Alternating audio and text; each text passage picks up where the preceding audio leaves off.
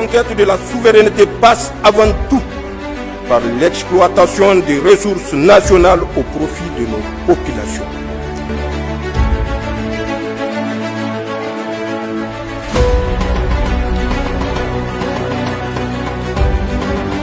Nous sommes ce vendredi 17 avril 2026 ici à Niamey.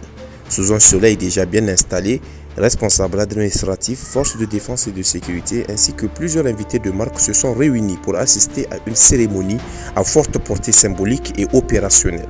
Au cœur de cet événement, la réception officielle de 3 vedettes destinées à la brigade fluviale anti-drogue de la police nationale. Une initiative qui marque un tournant important. C'est M. Hamidou Soumana, directeur général des ressources du ministère de l'Intérieur, représentant le ministre d'État qui a présidé cette cérémonie. Dans son allocution, le ton est à la fois solennel et engagé. Il commence par adresser ses remerciements aux autorités présentes ainsi qu'à l'ensemble des invités, saluant leur mobilisation autour de cette action jugée essentielle pour le renforcement de la sécurité nationale. Mais très vite, le message devient plus profond. Il rappelle que cette remise de matériel ne relève pas d'un simple geste administratif. Elle s'inscrit dans une vision portée par les plus hautes autorités du pays, celle de doter les forces de sécurité intérieure de moyens à la hauteur des menaces actuelles. Car derrière cette cérémonie, il y a une promesse faite par le ministre d'État lors de différentes rencontres avec les responsables sécuritaires. Une promesse de renforcer concrètement les capacités opérationnelles des forces engagées sur le terrain. Et selon Hamidou Soumana, cette promesse est aujourd'hui en train de se traduire en actes.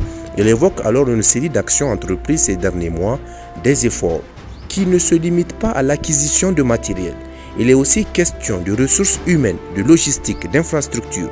En 2025, plusieurs réalisations ont vu le jour. Parmi elles, la construction de nouvelles infrastructures au profit des services de secours, mais aussi la mise à disposition d'équipements roulants destinés à améliorer la mobilité et la réactivité des unités sur le terrain. Autre moment fort évoqué dans son discours, c'était l'inauguration en mars dernier du bâtiment abritant l'inspection générale des services de sécurité. Un projet financé entièrement sur fonds propres de l'État à hauteur d'environ 900 millions de francs CFA. Un investissement significatif qui témoigne de la volonté des autorités de structurer et moderniser durablement les institutions sécuritaires du pays. Puis, revenant à l'objet principal de la cérémonie, le représentant du ministre d'État insiste sur l'importance de cette dotation. Car il ne s'agit pas de simple équipement. Ces 3 vedettes représentent une première dans l'histoire de la police nationale nigérienne. Une avancée donc majeure.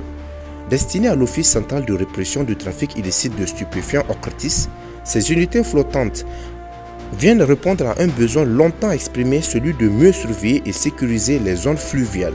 Car le fleuve Niger, au-delà de son rôle économique et social, constitue aussi un espace vulnérable, un espace parfois exploité par des réseaux criminels pour le transport illicite de stupéfiants. Avec ces nouvelles vedettes, les capacités d'intervention de la brigade fluviale prennent une toute autre dimension. Elles permettront des patrouilles plus efficaces, des interventions plus rapides et une meilleure couverture des zones sensibles. Hamidou Soumana ne manque pas de souligner que cette acquisition s'inscrit dans une dynamique plus large, une dynamique impulsée au plus haut sommet de l'État. Avec le soutien du président de la République, chef de l'État et chef suprême des armées, le général d'armée Abdourahmane Tiani, mais aussi celui du Premier ministre Ali Mohamed Lamine Zen. Un engagement politique fort qui vise à renforcer la sécurité des populations et à lutter contre les formes de criminalité. Avant de conclure, le représentant du ministre d'État lance un appel clair aux bénéficiaires. Il les invite à faire un usage responsable, rigoureux et efficace de ces équipements, car au-delà de leur acquisition, c'est leur utilisation sur le terrain qui fera toute la différence. Il adresse également ses remerciements à l'opérateur économique ayant fourni ces vedettes, saluant le respect des engagements contractuels.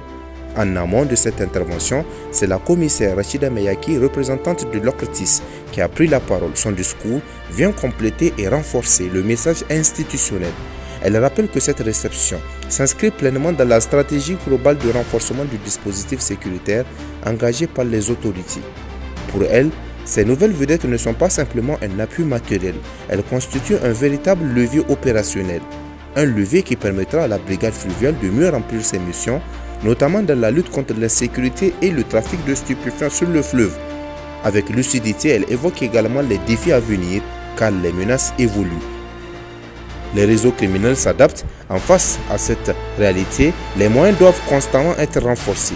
Elle insiste donc sur la nécessité de poursuivre les efforts, d'augmenter les effectifs, d'améliorer les équipements et de maintenir une vigilance permanente. Dans un temps empreinte de reconnaissance, la commissaire exprime sa gratitude aux autorités pour cet appui avant de réaffirmer l'engagement total du personnel de l'OCRTIS, un engagement à utiliser ces équipements avec professionnalisme et efficacité au service exclusif de la sécurité des populations.